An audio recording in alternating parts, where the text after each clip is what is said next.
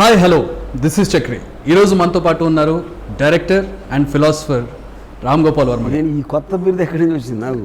మీరు ఏది మాట్లాడిన ఫిలాసఫీ లాగే ఉంటుంది సార్, అందుకని ఈసారి రామ్ గోపాల్ వర్మ తన ట్రేడ్ మార్క్ హారర్ మూవీ దెయ్యంతో మన ముందుకు రాబోతూ ఉన్నారు. అండ్ డి కంపెనీ లాంటి ఒక 2-3 సినిమాలు పైప్ లైన్లో ఉన్న రిలీజ్కి రెడీగా. So let's talk about them. ఇంకా చాలా విషయాలు మాట్లాడతారని మనతో పాటు.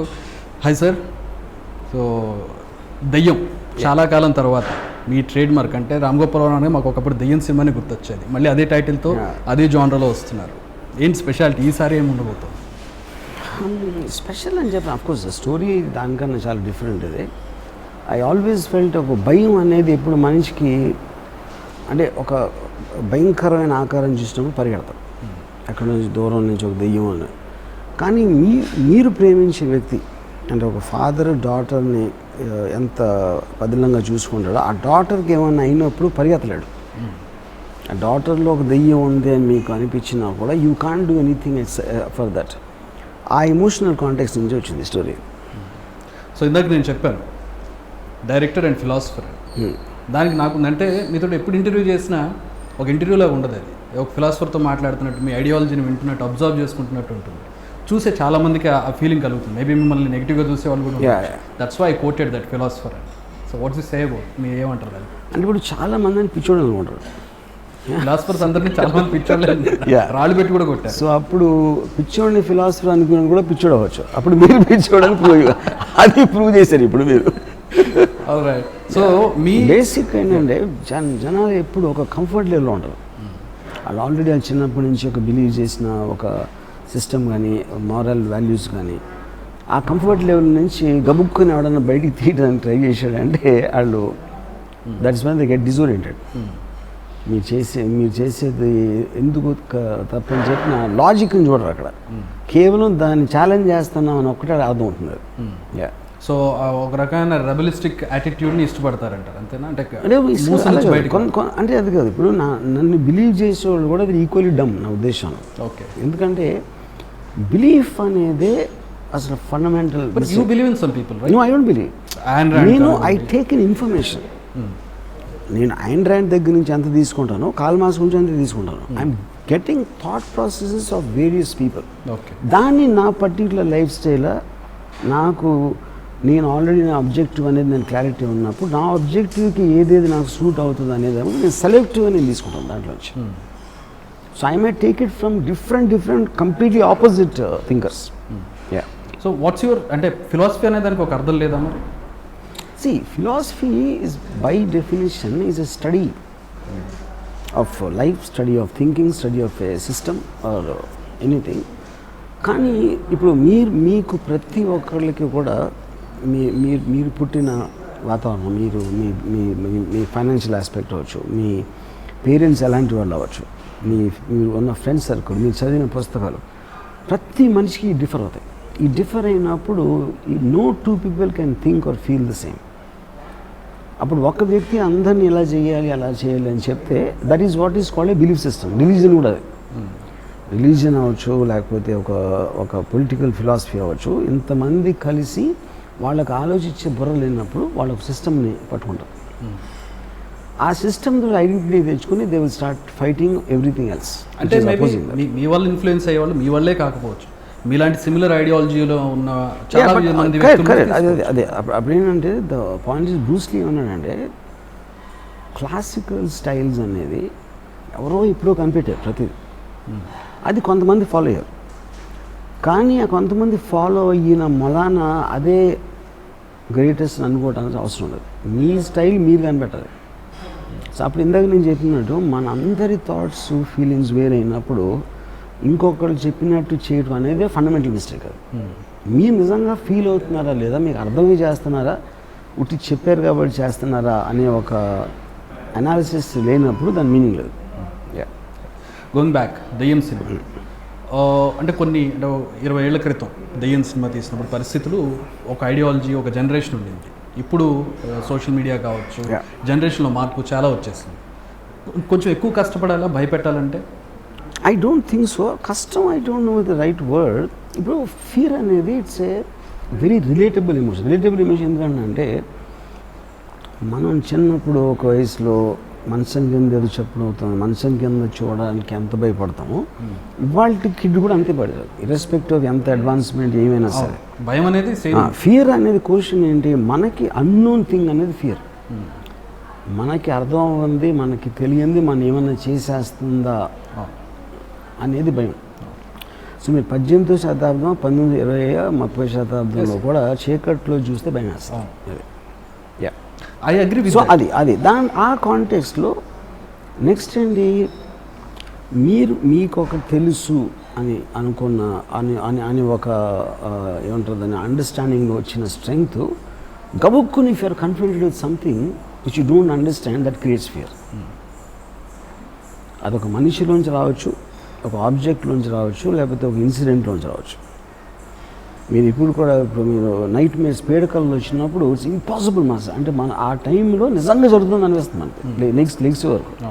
So that is the power of the mind. So most of the time భయం అనేది మైండ్లో ఉంటుంది, నాట్ అవుట్ సైడ్. సో నా క్వశ్చన్ ఏంటంటే సార్, అంటే జనరేషన్ మార్పు వచ్చినప్పుడు ఇప్పుడు విఠలాచార్య సినిమాలో దెయ్యాన్ని చూపించినప్పుడు జుట్టిర పోసుకుని ఒక కరెక్ట్ ఒకలాగమైనటువంటి మీ దగ్గరకు వచ్చినప్పుడు ఒకలాగా చూపించారు. ఇప్పుడు 20 years తర్వాత అది విఠలాచార్య టైంలో కూడా ఈ సినిమాలు ఉన్నాయి. ఇది ఇప్పుడు నేను తీసే సినిమాలు అది వేరే. ఇప్పుడు ఫర్ ఎగ్జాంపుల్ విఠలాచార్య సినిమా టైంలోనే ఎగ్జార్సిస్ట్ వచ్చింది. ఎగ్జార్సిస్ట్లో మీకు అంత సొఫిస్టికేటెడ్ మైండ్, ఒక పర్ఫార్మెన్స్ ఓరియంటెడ్ థింగ్ ఉంటుంది. దాంట్లో అసలు హారర్ ఉండదు ఎక్కడ. హార్డ్లీ మొత్తం 2.5 గంటల్లో 2-3 షార్ట్స్లో అమ్మాయి ఏదో ఒక భయంకరమైన మొహంతో ఉంటుంది, you know. So I don't think అది టైం బట్టి మారింది కాదు. అదే టైంలో ఆ టైప్ సినిమాలు కూడా వచ్చాయి బేసిక్గా. ఇప్పుడు కూడా మీరు ఫర్ ఎగ్జాంపుల్ నేను రాత్రి తీసినప్పుడు 93-94లో ఆ టైంలో కూడా మీకు ఈవిల్ డెడ్ లాంటి అది వెరీ గోరీ ఫిల్మ్, బ్లడ్ గిడ్ అని అన్నీ వచ్చాయి. So I think that is more interpretation of different directors. అది టైంతో సంబంధం లేదు. సో ఇప్పుడు ఉదాహరణకి చాలా హైలీ సక్సెస్ఫుల్ పారానార్మల్ యాక్టివిటీ ఉందన్నమాట. ఒక ఇంట్లో జస్ట్ ఒక CCTV కెమెరా పెట్టి తీసారు. So that I feel is unbelievable, you know. మీరు చెప్పే ఐడియాలజీ ప్రకారం చూస్తే దెయ్యం అంటే నమ్మకం లేనివాడు కూడా దెయ్యం సినిమా చూసి భయపడతాడు. So what's your point on it? అంటే మీరేమంటారు? ఎందుకంటే ఇప్పుడు నమ్మకంకి భయపడటానికి 2 డిఫరెన్స్ ఉన్నాయి. ఇప్పుడు నేను బేసిక్గా నమ్మను, కానీ నా లైఫ్లో కొన్ని ఇన్సిడెంట్ జరిగినాయి. ఆ ఇన్సిడెంట్కి నాకు ఇప్పుడు కూడా దాన్ని ఎలా జరిగింది అనేది నాకు ఐ డోంట్ నో. ఆ టైంలో నేను డిస్టర్బ్ అయిన మాట కూడా నిజమే, కానీ నేను ఒక ఎక్స్ప్లెనేషన్ ఇచ్చుకున్నాను తర్వాత. ఏదో ఒక లాజికల్ ఎక్స్ప్లెనేషన్. ఆ లాజికల్ ఎక్స్ప్లెనేషన్ కరెక్ట్గా కాదని 100% నాకు తెలియదు, యూనో. అప్పుడు ఏంటి, నమ్మకపోవటం అనేది మీ ఒక అంటే you will take the decision, నిర్ణయం. నేను నమ్మను అంటే మీరు నమ్మనంత మాత్రం లేరు అని మీరు చెప్పలేరు, because your small part of the world. మీరు ఎక్స్పీరియన్స్ చేయనంత వరకు యూ కాంట్ సే లేదు అని. నాకు జరగలేదని చెప్పచ్చు, కానీ నా ఉద్దేశం నాకు జరిగింది, you know. But over a period of time I try to give a logical explanation. ఎందుకంటే జరిగింది దాన్ని నమ్మితే ఐ క్యాన్. ఇప్పుడు 3 ఎగ్జాంపుల్స్ చెప్తాను మీకు. ఒకటి, నేను బాంబే నుంచి చెన్నై ఫ్లైట్లో వెళ్తున్నాను. శ్యామత్ దావర్ అని కొరియోగ్రాఫర్ అన్నాడు. అండ్ ఒకసారి అమితాబ్ బచ్చన్ ఇంట్లో కలిసాను నేను ఎప్పుడు పని చేయలేదు. So he happen to be on the flight. So నేను హాయ్ శ్యామత్ అని వెళ్ళి పక్కనకి వచ్చాను. నేను ఐల్ సీట్లో ఉన్నా, తను విండో సీట్లో ఉన్నా. ఏదో మాట్లాడుతూ ఉంటే సడన్గా తను ఇలా చూశాడు. ఏం చూస్తున్నాడు అనుకున్నా. అంటే కాన్వర్సేషన్ ఇంగ్లీష్ జరిగింది. మీ ఫాదర్ పోయారా అన్నాడు. యాక్చువల్లీ మా father just passed away about 20 days before that. Okay. అంటే ఇది అవుట్ ఆఫ్ ద బ్లూ. అసలు మా ఫాదర్ దాని గురించి ఆ టాపికే మాట్లాడట్లేదు. అదే అంటే అవును అన్న, ఇక్కడ ఉన్నారు అన్నాడు. ఇప్పుడు నా ఎక్స్ప్రెషన్ ఉండదు సార్. అసలు ఆయన ముందు ఫాదర్ చనిపోయారన్న విషయం అసలు నేను కలిసిందే ఒకసారి. అదే అంటే నేను ఏంటి ఇక్కడ ఉన్నారు అంటే మీనింగ్ ఏంటి ఇక్కడ ఉన్నారు అంటే వాట్ డూ యూ మీన్ అంటే ఈ says is concerned about you. నాకు నిజంగా శ్రమ ఏమవుతానంటే కాదు, నేను స్పిరిట్స్తో మాట్లాడగలుగుతున్నాను. నేనేమో ఈ పిచ్చెక్కేమో అనుకుని నేను ఇలాంటివన్నీ నేను నమ్మనాను. మళ్ళీ ఇలా చూసి మీ ఫాదర్ అంటున్నారు తను కూడా నమ్మేవాడు కాదని. మా ఫాదర్ కూడా ఎథిస్ట్. ఓకే. ఇప్పుడు నాకేంటంటే ప్లేన్లో ఒక కొరియోగ్రాఫర్తో మాట్లాడుతూ ఉంటే అవుట్ ఆఫ్ ద బ్లూ మా ఫాదర్ స్పిరిట్ అక్కడ ఉందన్నాడు చెప్తూ ఉంటే ఇదే ఎక్కడో మీరు ఒక గుళ్ళోనో లేకపోతే ఒక అలాంటి అట్మాస్ఫియర్లో జరిగితే అది ఎక్స్పెక్ట్ చేసి ఉన్నాను నేను. ఇలాంటి అంబియన్స్ లేకుండా జరుగుతుంది. అవుట్ ఆఫ్ నోవే యూనో నాకు మీ ఫాదర్ కూడా ఎథిస్టే కానీ ఇప్పుడు నమ్మాలి అంటున్నారు అని చెప్తున్నారు నాతో. నాకు ఒక ఫియరు, ఒక కోపం, ఒక హెల్ప్లెస్నెస్, ఒక ఫ్రస్ట్రేషన్ రకరకాలు వచ్చి లీక్స్ ఎగ్గిన అక్కడి నుంచి వెళ్ళిపోయి నేను నా సీట్లో కూర్చుని అసలు ఎట్లా తెలుస్తుంది నేను మా ఫాదరు పోయారని. ఇప్పుడు నేను కొంచెం పాపులర్ పర్సన్ కాబట్టి మా ఫాదర్ పోయినట్టు తెలిసిందా ఇతను కూడా అదే ఇండస్ట్రీలో ఉన్నాడు. కానీ శ్యామక్ దావర్ బాంబే అతను. మా ఫాదర్ ఆబ్వియస్లీ ఇక్కడ నేను ఎప్పుడు చేయను. శ్యామక్ దావర్కి నా ఫాదర్ ఎలా తెలుస్తుంది ఒక పాయింట్. రెండోది మా ఫాదర్ ఎథిస్ట్, ఆయన నా నాస్తికుడు, అది కూడా తెలుసు. నేనేమనుకున్నానంటే ఏదో ఎక్కడో ఒక రామ్గోపాల్ ఫాదర్ డైరీ ఇన్ని ఉంటాడు, ఇన్నాక దీనికి ఒక హూలి వేసాడు, అదొకటి. రెండోది ఏంటంటే మా ఫాదర్ ఉన్నారు పోయారు, నాస్తికుడు. అసలు 50-50 ఛాన్స్ ఉంది. 50-50 ఛాన్స్లో ఒక ఛాన్స్ తీసుకోవచ్చు, మా అయితే రాంగ్ అవుతుంది. మీరు కూడా నాస్తికుడు కాబట్టి మేబీ అది కరెక్ట్ ఏదో అని ఇలా సర్ది చెప్పుకున్నా. కానీ నాకు నేను సర్ది చెప్పుకోవడానికి నాకు 1-2 minutes టైం పట్టింది. అంటే ఏంటి అప్పుడు నా నమ్మకం గోడ మీద ఉంది, కొంచెం స్ట్రాంగర్ పుష్ అయితే అటు వెళ్తుంది లేకపోతే ఇటు వెళ్తుంది. కానీ నేనేమనుకున్నానంటే ఒకవేళ మా ఫాదర్కి నాకు మా ఇద్దరికి తెలిసింది ఒకటేదో నేను చెప్పాడు అనుకోండి, మీ ఫాదర్ ఆ రోజు అలా అన్నారంట కదా అని సపోజ్ ఒకటి చెప్పాడు అనుకోండి, నేను ఫినిష్ కదా. ఇంకా నెక్స్ట్ కట్ చేస్తే బాలాజీ క్యూ తిరుపతిలో ఫుల్ బొట్టు పెట్టేసుకుని కొబ్బరికాయలు పడిన ఉంటారు ఇంకా. So what I'm saying, the strength of the experience, it is not about your belief. అలా ఒకళ్ళు నమ్మేవాడు వాడికి జరిగి ఉండదు, నాకు తెలియదు. మీరు జరిగినా మీకు నమ్మకం అదే నేను ఇప్పుడు ఎందుకనంటే అది ఆ 1.5-2 minutes ఏదైతే టైం పట్టిందో అది కొన్నిసార్లు కొన్ని రోజులు పట్టింది నాకు. ఇంకొక ఇన్సిడెంట్లో ఓకే, ఫర్ ఎగ్జాంపుల్ మా మదరు సిస్టరు మా ఇంట్లో రిలేటివ్ ఉన్నారు. రిలేటివ్ ఒక 4-year-old కిడ్. వాడు ఏ క్వశ్చన్ అడిగినా దానికి ఆన్సర్ చెప్పేస్తాడు, ఆన్సర్ రాస్తాడు, ఇంకా మాటలు కూడా రావాడు. ఇది మా ఇంట్లో జరుగుతుంది. ఆవిడ ఎవరైతే మదర్ ఉన్నారో ఆవిడ ఒళ్ళో కూర్చున్నాడు పిల్లవాడు. నేను ఊరికని హ్యూమర్ చేయడానికి 348 into 556 అని అడిగా. ఆ మదర్ ఏమో చూడు అంకుల్ అడుగుతున్నాడు, చూడు అని ఆడు చిన్నపిల్లగా ఉన్నాడు. ఆడికి ఒక బుక్ పెట్టింది, ఒక పెన్ ఇచ్చింది చేతికి, అటు రాశాడు ఆన్సర్. ఇప్పుడు నా మొహం చూడండి, నేను అసలు చాలా తెలివితేటలతో చాలా పెద్ద అది నేను ఏదో తెంగరగా మాట్లాడుతున్నాను అనుకుని అది రాసేస్తే నాకు టెన్షన్ వచ్చేసింది. అసలు మా మదర్ సిస్టర్ బాగానే ఉన్నారు, ఎందుకంటే నమ్ముతున్నారు అయిపోయింది, వాళ్ళకి ప్రాబ్లమే లేదు. అందుకని నమ్మే వాళ్ళకి అడ్వాంటేజ్ అది. నమ్మని వాళ్ళు ప్రతిదీ ప్రూవ్ చేయాల్సి వస్తుంది, వాడి కూడా ప్రూవ్ చేస్తారు. సో నేను అప్పుడు నా ఫ్రెండ్ ఒకడు ఉన్నాడు యాక్చువల్గా, అన్నాడు ఏంటంటే మదర్ ఏదో చేస్తుంది వెనకాల నుంచి మూవ్ చేయి పట్టుకుని మూవ్ చేస్తాను. అదే సుబ్బారావు డబుల్ డిజిట్ మల్టిపుల్ చెప్పలేను నేను ఏది ఇంజనీరింగ్ అయిపోయి నేను ఎంతకాలం ట్రిపుల్ డిజిట్ మల్టిపుల్ రాస్తున్నాడు అని అయిపోయింది.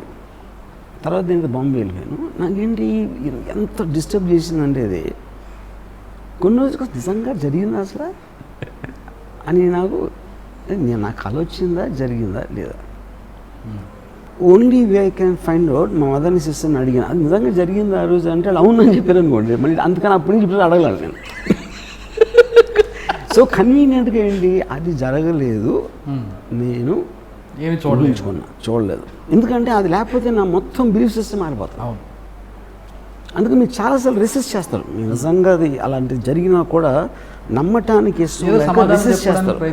అప్పుడు ఏంటి దానికని ఇది స్ట్రాంగర్, ఇది శ్యామక్ దావర్ ఇష్యూ కన్నా ఇది స్ట్రాంగర్. ఇలాంటి ఇంకోటి ఏదైనా జరగచ్చు. సో అదేంటి ఆ టైం పీరియడ్ మనం ఎంత డిస్టర్బ్ చేసింది. అలా కొన్ని ఒక 20-30 జరిగినాయి అనుకోండి, ఆటోమేటిక్గా అన్బిలీవబుల్ సార్. అంటే మీకు కూడా ఇట్లాంటి జరిగాయి, మీరు సమాధానం చెప్పుకోవాల్సి వచ్చింది అనేది ఐ డిడ్. మీకు క్లాసిక్ జోక్ ఏంటంటే ఇప్పుడు ఆ పిల్లడి పేరు పెద్దది ఇప్పుడు ఆడు and he is now in finished engineering. Okay. ఆడు వీకెస్ట్ మ్యాథ్స్లో. ఇంకా సార్ ఖచ్చితంగా చెప్పండి ఇంకా కళ అనుకోవాలి మీరు ఇంకా. అండ్ ఆడికి అసలు గుర్తు కూడా లేదు అది. యాక్చువల్లీ నేను ఈ మధ్యన ఒక 2 years బ్యాక్ మాట్లాడినట్టు ఇట్ జస్ట్ డజంట్ రిమెంబర్. అది వచ్చి ఒక 6 months వచ్చిపోయింది. అది చాలాసార్లు వింటాం మనం, అది వినలేదని కాదు, కానీ మన కళ్ళ ముందు జరిగినప్పుడు అసలు ఇట్ ఈస్ షేకింగ్ అప్. అవును, మీకు అది కొన్ని రోజులు పడుతుందా దాని నుంచి బయటికి రావడానికి. సో కమింగ్ బ్యాక్ టు దయ్య, సో మీరు చెప్తున్నారు నమ్మకం ఉన్నా కూడా ఫీలింగ్ అనేది.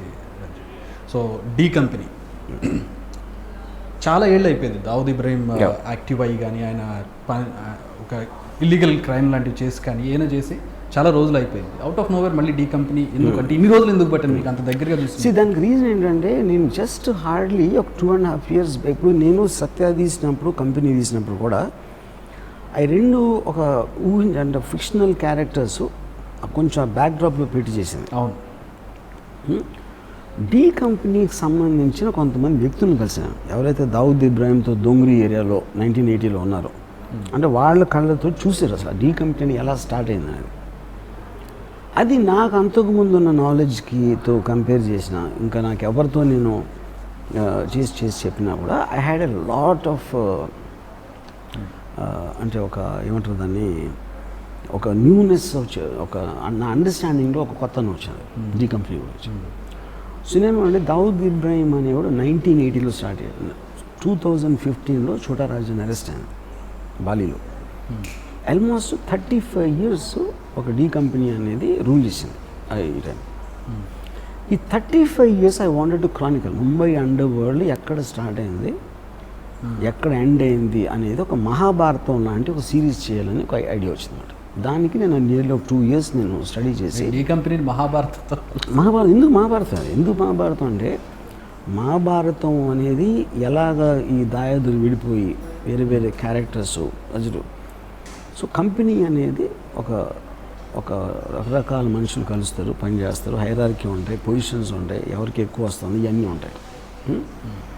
అలా ఒక స్ట్రీట్ గ్యాంగ్ లాగా స్టార్ట్ అయింది. దావుద్ ఇబ్రాహిం, సాబిర్ కాస్కరన్ బ్రదరు, అలంజేబ్, అమీర్జాదా, చోటా షకీల్ అని ఒక 5-6 మనుషులు కలిసి ఒక గ్యాంగ్ నడిపారు.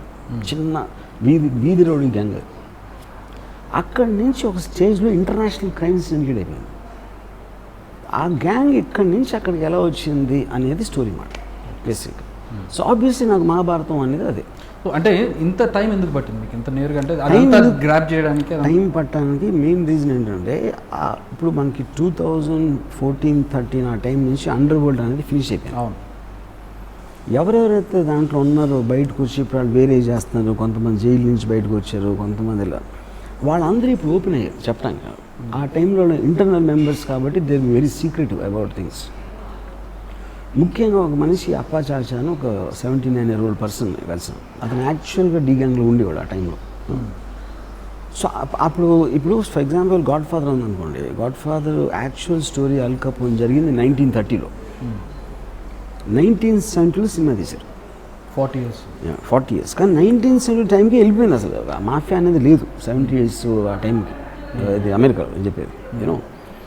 సో కథ ఎప్పుడు చెప్పినా మీరు మహాభారతం అనేది అయ్యి ఉంటే 2000 సంవత్సరాల క్రితం అయింది. నాకు వచ్చిన నాలెడ్జ్ మన ఇన్ఫర్మేషన్ గ్యాదర్ చేస్తాను. మీరు ఎప్పుడైనా కలిసారా దావుద్ని?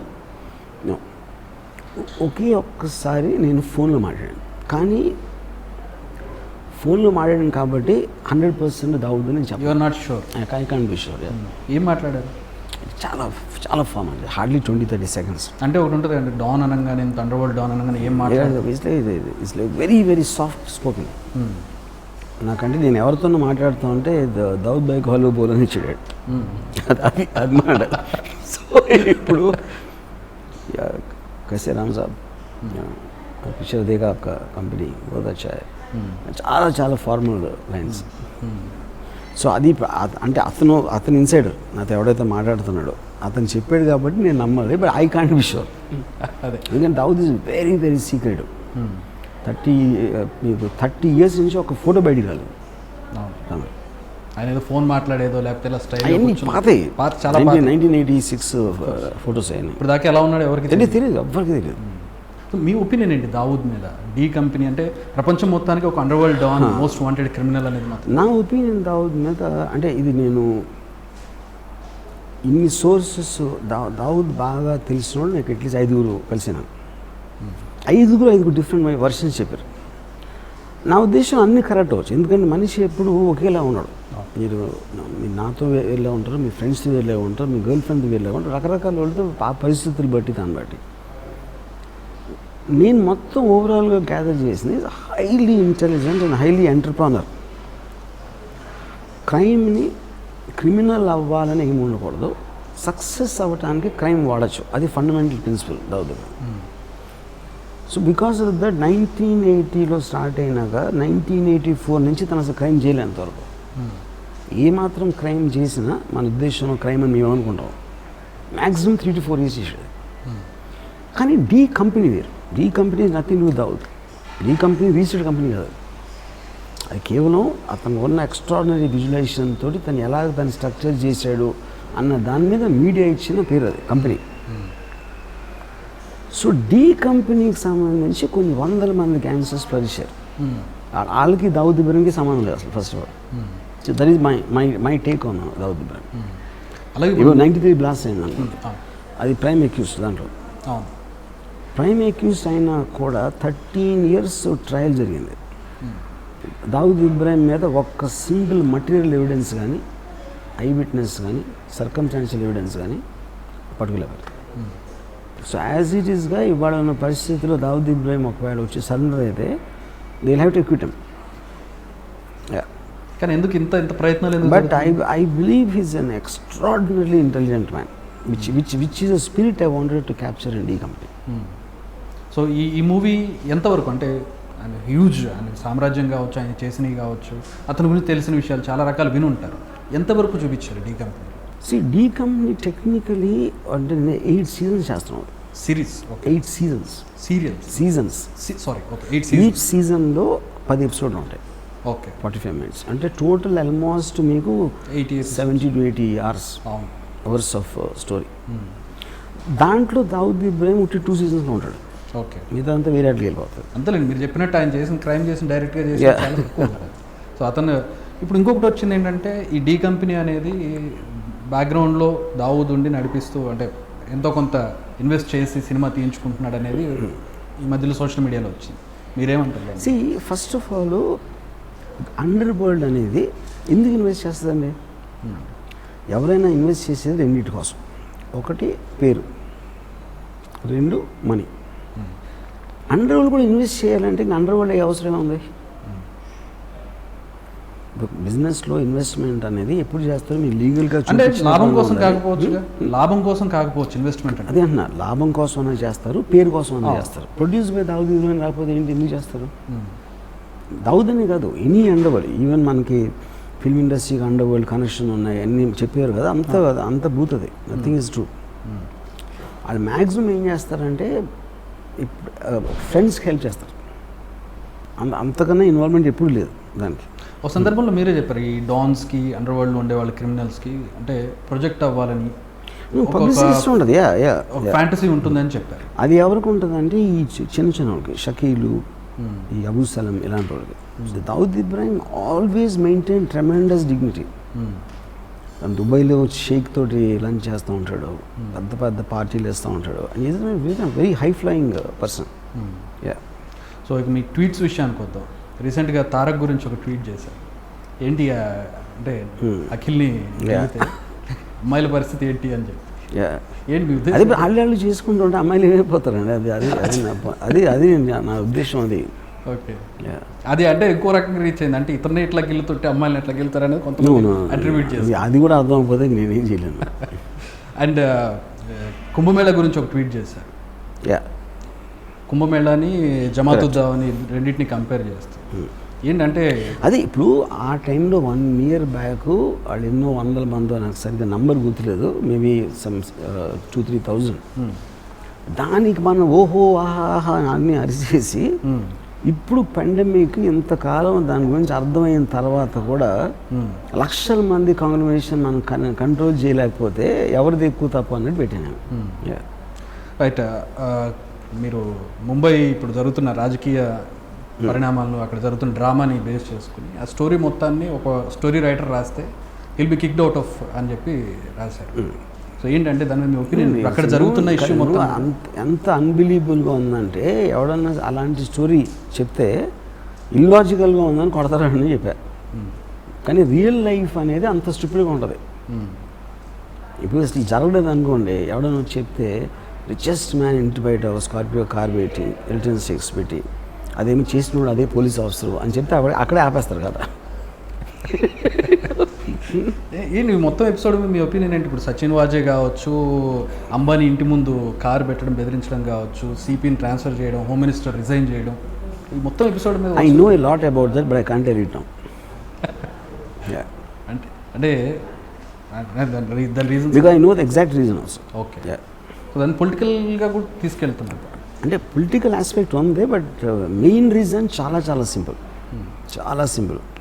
నిజాం సాగర్ ఎలక్షన్స్ గురించి, క్యాండిడేట్ టీఆర్ఎస్ క్యాండిడేట్ గురించి నేను తన పేరు కూడా తెలియదు. పులి నచ్చింది,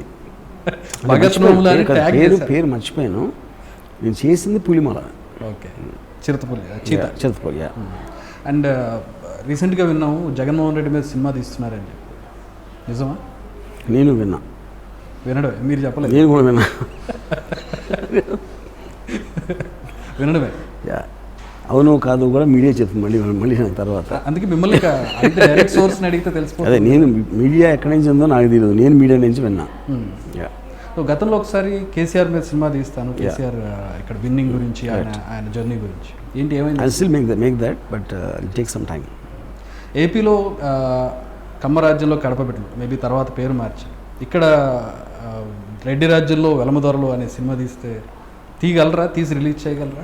దాంట్లో అంత డ్రామా ఉందని నేను అనుకోవట్లేదు ఫస్ట్. అంటే ఇక్కడ జరిగిందా? నేను అక్కడ జరిగిన దాంట్లో ఒక యునీక్ సిచ్యువేషన్ వచ్చింది. విజయవాడ లాంటి చోట మొత్తం అందరూ రెడ్లు రావడం అనేది ఎప్పుడు కనివిని ఎరగని ఆస్పెక్ట్ అది. దాని మీద ఇన్స్పైర్ చేసింది అది. ఓకే. అండ్ ఈయన మీద లోకేష్ మీద ఒక ట్వీట్ చేశారు, సేమ్ అదే తారక్ని కంటిన్యూ చేస్తూ వాళ్ళిద్దరూ సెల్ఫ్ లవ్. వాళ్ళిద్దరు ఏంటి నాకు అర్థం కాలేదు. అది ఇప్పుడు అంతమంది అమ్మాయిలు ఉంటే తను తానే సెల్ఫీ తీసుకుంటున్నాడంటే అది దాని ఆడజాతికి ముగింప, స్త్రీ జాతికి అది అమ్మాయిని ఇన్సల్ట్ చేసినట్టు కదా. అంటే వాళ్ళతో తీసుకోకుండా అంటే నేను లోకేష్ ప్లేస్లో నేను అమ్మాయిల ఫోటోలు తీసేవాడిని. అది ఓకే. సో ఇంకొక tweet, I never knew Dan Bilzerian గురించి. ఏంటి ఆయనకి మీకు సిమిలారిటీస్ ఏంటి? మీరు ఎందుకు ఫోటో చూస్తారు కదా, అదొకటేనా? Is a play boy and rich person, he throws like parties కానివ్వండి. I was only contacting with the girls. Okay. ఆ ఒక్క ఆస్పెక్ట్లో ఉన్నానంట. ఓకే. ఏంటి నెక్స్ట్ ప్రాజెక్ట్స్ ఏంటి, లైక్ అంటే డీ కంపెనీ తర్వాత what are in the pipeline? ఇంకా పేర్లు పెట్టలేదు, quite a few are there. అంటే మీరు కరోనాలో మీరు తీసుకున్నంత అడ్వాంటేజ్ ఎవరు తీసుకొని ఉంటారు? అంటే మీ అంత వేగంగా సినిమాలు చేసి రిలీజ్ చేయడం, మీకు తీయడానికి ఇబ్బంది ఉండట్లేదు, బట్ రిలీజ్ చేయడానికి ఇబ్బంది కనపడుతున్నట్టు బికాస్ ఆఫ్ థియేటర్ సిచ్యువేషన్. కానీ మనకి ప్రోడక్ట్ తయారై రెడీగా ఉన్నప్పుడు it will come in some other time. నేను టైం వేస్ట్ చేయలేదు, మీ పని మీరు చేస్తాను, నా పని నేను చేస్తున్నాను. సో దానివల్ల ప్రొడక్షన్ క్లాస్ కానీ అట్లా ఇదంతా ఆలోచించేసింది కదా, ప్రొడక్షన్ క్లాస్ ఎట్లా ఉంటుంది.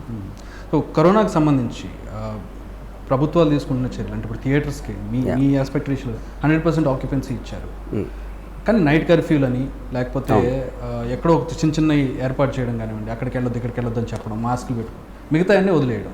ఏమంటారు? నైట్ పబ్లు ఓపెన్ ఉంటుంది, బస్సులు ఓపెన్ ఉంటుంది, అన్నీ నడుస్తుంది. నాకు I'm not very sure understand A factors తోటి ఏది ఓపెన్ చేస్తారు, నైట్ కర్ఫ్యూ ఎందుకు పెడతారు అనేది నాకు అంత అవగాహన లేదు.